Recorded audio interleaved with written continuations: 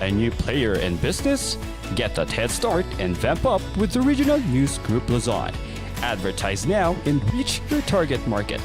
Achieve success and call us at 074-637-3947 or through our mobile number at 0960-289-2454. Send us a message at rngluzon@gmail.com.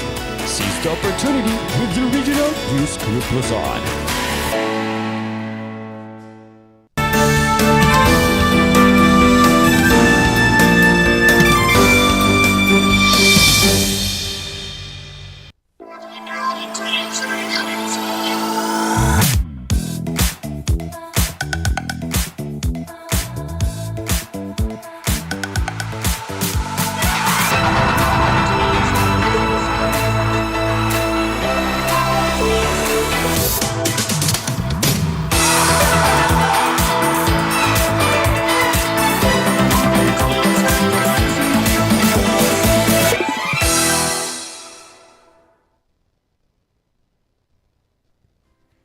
Naimbagag sa pakada kayo ang amin July 4, 2023. Gising-gising, bangon-bangon na po ngayong umaga. At syempre, papangunahan ko na yan. Ako po si Jason Andaya, ang inyong Taraki Babe. Grabe, nagbabalik na ang ating Taraki, babe. Ayun, How are syempre. you, Jason? We missed you. I'm doing great. Kahit anong hamon ng buhay, dapat lalaban pa rin tayo. Yes, Ayun. and that is what we should do every time we wake up in the morning. Kaya bangon na mga kabalitaktakan, tumutok na sa amin via our television channel. Hanapin lamang po ang RNG TV, RNG channel. I-rescan ang inyong mga television channels hanggang mahanap nyo kami dahil channel number varies depending on your location. And again, ako ang nag-iisang minion in the house, Randy Guzman. Ayan, syempre pwede nyo rin kaming mahanap sa inyong mga social media accounts. Sa aming Facebook account, you can type there Regional News Group Luzon or RNG Luzon.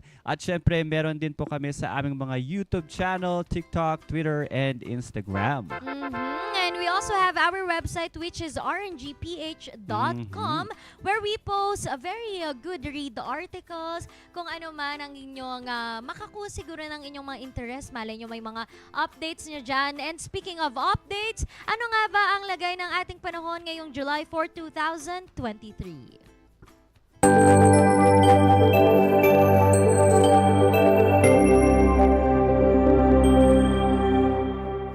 Ayan, ang weather update po natin ngayong July 4, 2023. Ang lowest temperature po natin ay 18 degrees Celsius at ang highest temperature naman po natin ay 25 degrees Celsius. Umakyat po si Haring Araw kaninang 5:31 ng umaga at lulubog po siya mamayang gabi ng 6:30 p.m. Ayun. Wow, ayan. Pero alam nyo ba, kagabi mga kabalitaktakan, ay umakyat naman ang isang kakaibang buwan.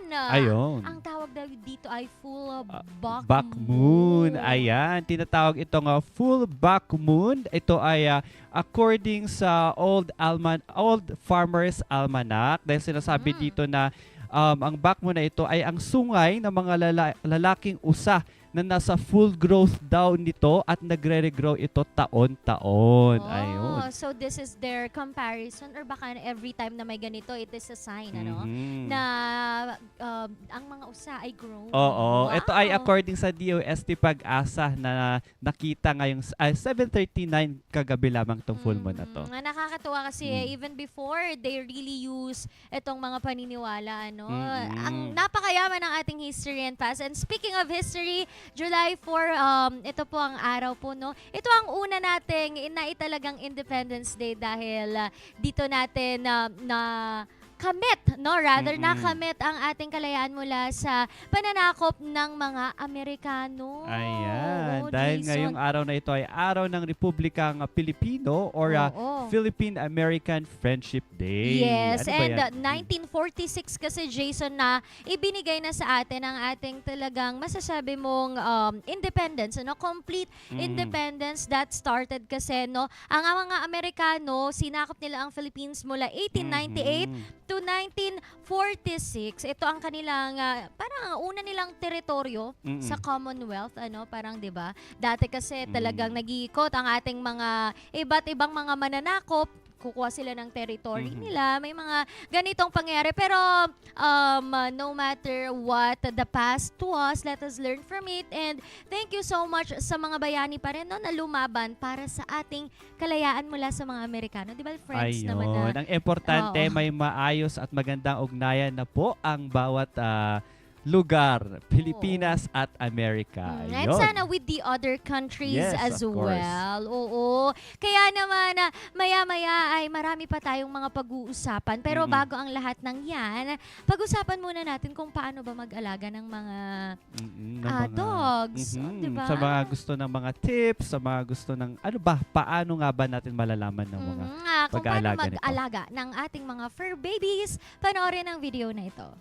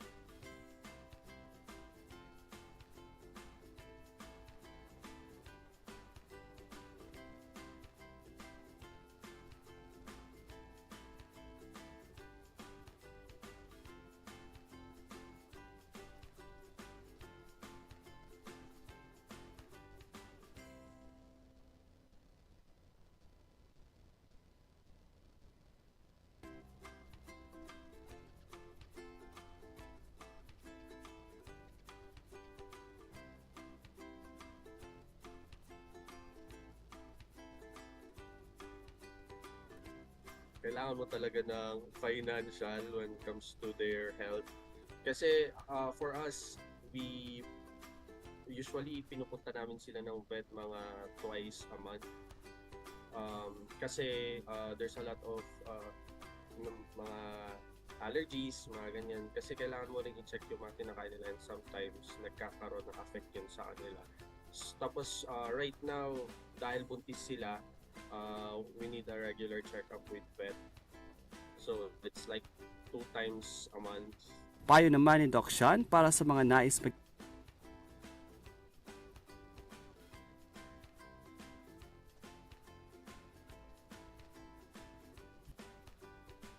So for usually ang top 3 recommendations ko dyan before getting a pet, unang-una, kung ano man yung alaga na gusto nyong kunin, you have to do your research first. Kasi madaming klase ng hayop ngayon na inaalagaan.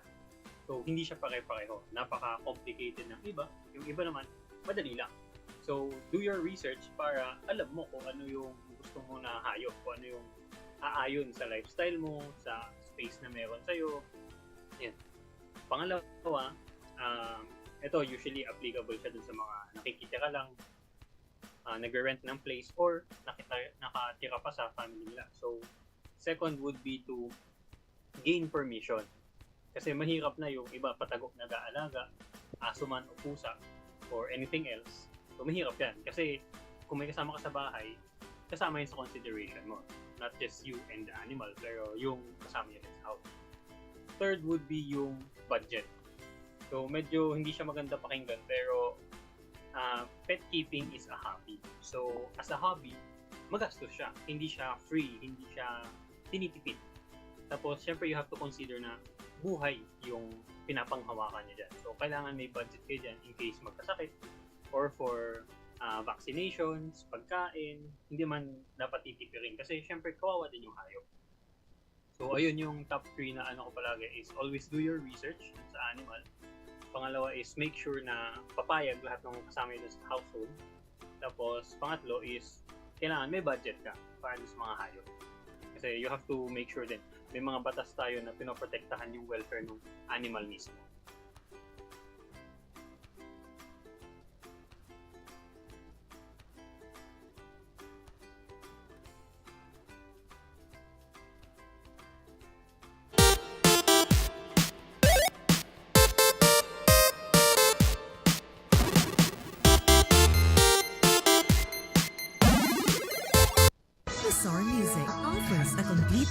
of musical instruments.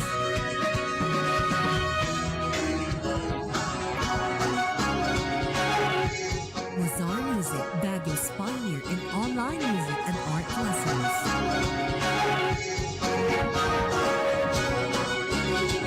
Lazar Music, bringing music closer to your hearts.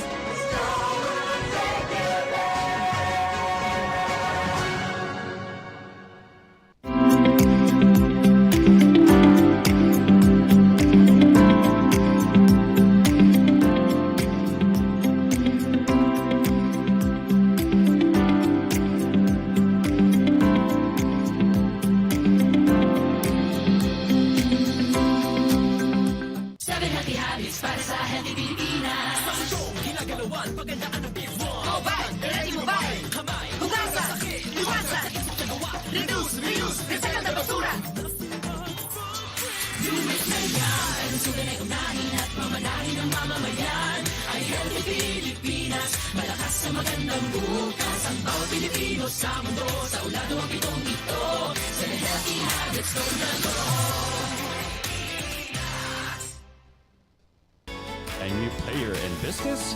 Get that head start and vamp up with the Regional News Group Luzon. Advertise now and reach your target market. Achieve success and call us at 074-637-3947 or through our mobile number at 0960-289-2454. Send us a message at rngluzon@gmail.com. Seize the opportunity with the Regional News Group Luzon.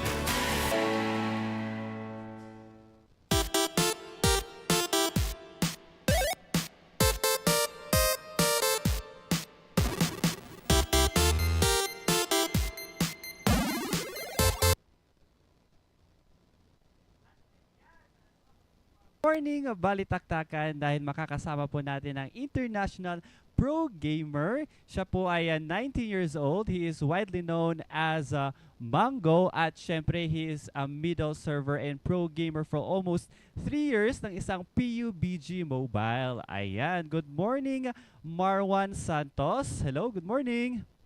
Good morning po. Ayan. Hi, Marwan Santos. Dahil nga madami sa mga Pilipino or kahit anong bansa ang naglalaro ng mga mobile games or technologies. Para sa mga hindi pa nakakaalam, ano ba itong PUBG Mobile na ito para alamin muna natin bago tayo dumako sa mga ibang journey? Ang PUBG Mobile po ay nanggaling po siya sa laro na galing po sa computer at ginawa lang po siyang mobile version. At ito po siya ay isang free world na laro, battlegrounds po. Maglalabanan po kayo hanggang sinong matira matibay. Yun lang. Okay. Kailan ka naman nag-start na maglaro ng PUBG Mobile or paano mo to na-discover? Bakit ito na yung tinahak mong laruin? Na-discover ko po ito sa mga kaibigan ko. Nagkayayaan po kami dahil na-addict po kami dun sa isang laro na ML, tas naghahanap po kami ng ibang kalibangan po. Okay. Dahil nga sumasabak ka sa mga international games, sa pagiging parte mo ng mga grupo na Conqueror, mga ano pa ba ito? Meron pa tayong mga Real Tigers UK. Ano naman yung feeling na maging parte ng mga ganitong grupo at paano ka napasok sa ganitong paglalaro? As a feeling po, it's very overwhelming and marami pong pressure na naiilalagay sa'yo pero kasali na po yun sa training at didisiplina sa sarili mo at kung bakit ka deserving kaya kailangan mo laging maggahin ng oras at maging committed. Okay. Ano naman yung mga ano naman itong mga international games na mga nasalihan mo at paano yung mga naging journey mo naman dito? Nakasali po ako sa isang PUBG Mobile Pro League. Europe po siya, Europe server. Nakakalaban ko po yung mga multiple notable teams po na galing Russia, UK, Italy, France at nakasali din po ako ng Star Challenge at Europe Championship po. Ayun, napakadami mo nang nasalihan. Pero balita ko, kasama mo ang iyong girlfriend sa journey mo ng paglalaro. Paano naman yung journey nyo bilang couple dito sa mga pagsali niya? Of course, tinutulungan mo din siya at sinusuportahan mo. Ano na rin ba yung mga nasalihan yung dalawa or nasalihan ng iyong kasintahan? Pagkasama ko po ang girlfriend ko, nakakasama ko po siya sa mga local tournaments po. Sinasama ko siya para at least matuturuan ko naman po siya kahit papaano. At masama ko po siya sa bigger stages ng laro. Okay. At maliban dyan, no, dahil madaming mga gamers, madaming mga nahuhumaling sa technologies, para sa'yo naman, paano naman nakakatulong ito para sa'yo? Sinasabi nila na ano siya, escape siya sa reality, sa totoo at sa paglalaro. Para sa'yo naman, ano naman yung say mo dito? Paano siya nakakatulong sa'yo at nakakatulong para sa lahat ang paglalaro? As a teenager po, siguro we all succeed in different types and ways of life, and I think na kung saan ka po ba komportable at kung saan ka po nag-excel at kung saan ka po confident sa sarili nyo, dun po kayo, hanapin nyo po yun. At yun lang po.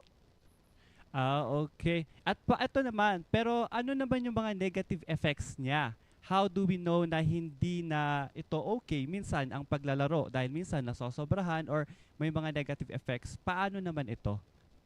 Siyempre may kapalit po yung pagko-commit nyo po. Isang negative effects po ay yung grado po ng mata ko, tumataas po siya, sleeping schedule, at yung unhealthy habits po ng pagkain. Okay. So dahil dyan mga ka-MB, no, may mga magaganda at hindi magagandang effect ito. Pero ano naman yung pwede naming abangan sa'yo or in the future kung ano pa ba yung mga sasalihan ng mga competitions or mga paglalaro? Sa ngayon po, since I've been back playing for 1 or 2 months na po, may nakakausap po akong team if ever po makasali ako ng isang World League tournament na po. Ayun. At syempre ito naman, ano naman yung message mo para sa lahat ng mga gustong maglaro din or yung mga advices mo sa mga gusto ding tahakin yung ganitong larangan? Sa mga gusto po maglaro, ang gaming industry po ay napakabago. Marami pong possibilities na pwedeng maging outcome sa inyo.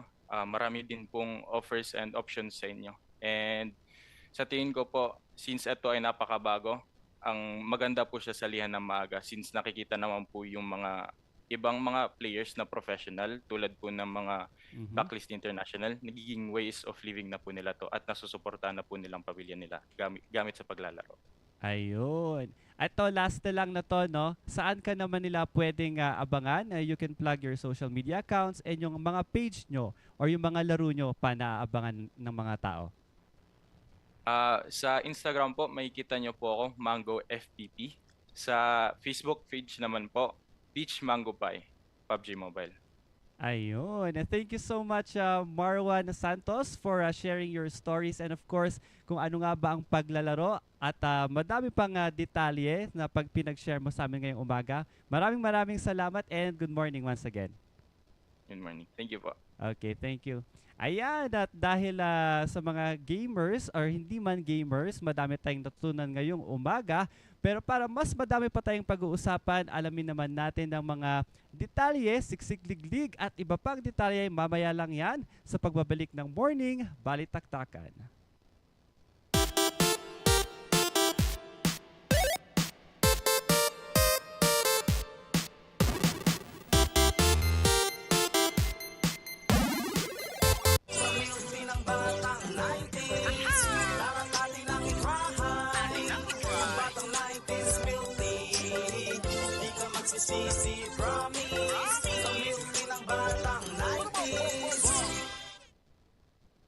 A new player in business? Get that head start and vamp up with the Regional News Group Luzon. Advertise now and reach your target market. Achieve success and call us at 074-637-3947 or through our mobile number at 0960-289-2454. Send us a message at rngluzon@gmail.com. Seize the opportunity with the Regional News Group Luzon. 7 healthy habits para sa healthy Pilipinas. Ginagalawan, pagandaan ng beef wall. Go back, ready mobile. Kamay, hugasan, iwasan. Reduce, reuse, recycle na basura. Lumis na yan. Sugan ay unahin at mamanahin ng mamamayan. Ay healthy Pilipinas. Malakas sa magandang bukas. Ang bawat Pilipino sa mundo. Sa ulado ang pitong ito. 7 healthy habits, go na go.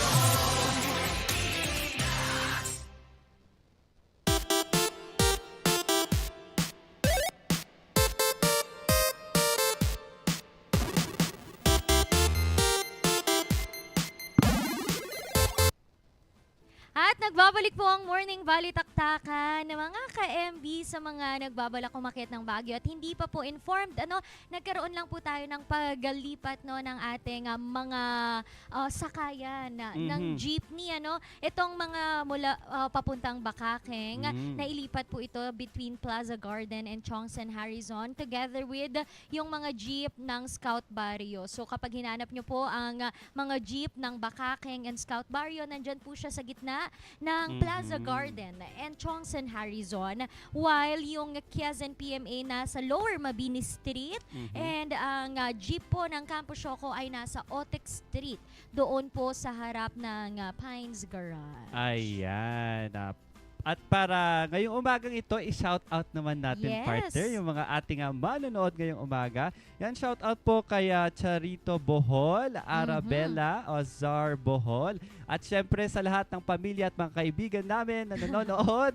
Hello po from La Union and Baguio at sa iba pang lugar. Akin namang isa-shout out ang aking international family, ang mga anak ni Mama China, Ayun. si Richnel mula sa Japan, si Dakila, si Saning na nasa ibang bansa rin. Lagi silang nakikinig at nakikitawanan sa Ayan, good atin. morning And po. meron din tayo kay Hazel from UK, kay Lucy. Shout out po sa lahat ng nanonood sa amin.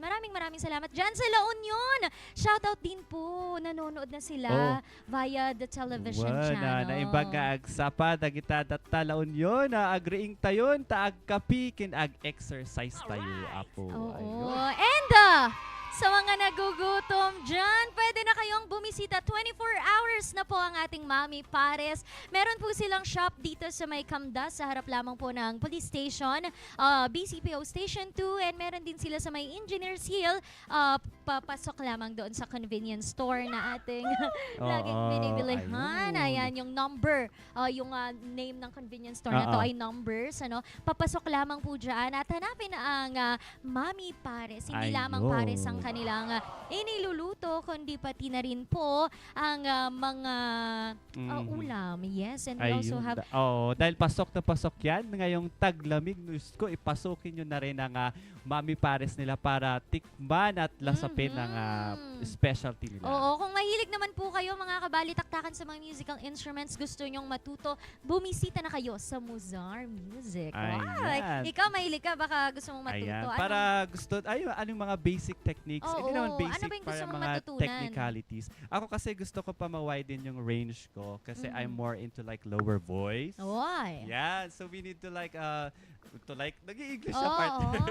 Kailangan Para nag- makasabay oo. tayo sa musical Oo instruments naman. as well. Kaya Ate Suji, shoutout. And kung gusto nyo naman na hindi music muna or hindi instruments, ang gusto nyo ay maging artist, sa sining at obra, pwede po kayong sumama dito sa kanilang residency program po ng ating mga artists dito sa Baguio, ang residency program, Jason. Kapag sumama ka po dyan, ay pwede kang mag-travel around the Philippines and even around the world para kumuha ng ideas, Jason, sa mga iba pang mga artists, and as well, share your ideas with them. Pero meron pang isa. Ano yan, partner? Nako. Ano Meron yan? pa tayong meron pa tayong isang dapat puntahan na ang Batang 90s. Ayun. Jason, ito ang Batang pinakamasarap 90s. na milk tea for me. Ang Batang 90s, matatagpuan nyo po yan sa harap ng PFVR. Ayan, huli na partner. Ano ba yung mga aabangan nila mamayang hapon ng mga Oo, shows pa natin? Mamaya pong 12:30, mapapanood nyo ang I Agree. Ang I Agree ay tungkol sa pag-asenso dito Ayun. sa agrikultura. Makakasama natin dyan ang nag-iisang Charles Nicolimon at mamayang alas 6 po ng gabi ang Luzon Headlines. Ayan, dahil siksik talagang mga impormasyon na dapat nating abangan ngayong umaga at sa mga susunod pa na araw. Maraming salamat po sa pakikipagkwentuhan, tawanan at muli ako po si Jason Andaya, ang inyong Taraki Baby. Ako naman ang nag-iisang minion in the house na magdadala sa inyo ng ngiti every morning. Renda Guzman, bukas magkita-kita muli tayo dito sa Morning Balitaktakan.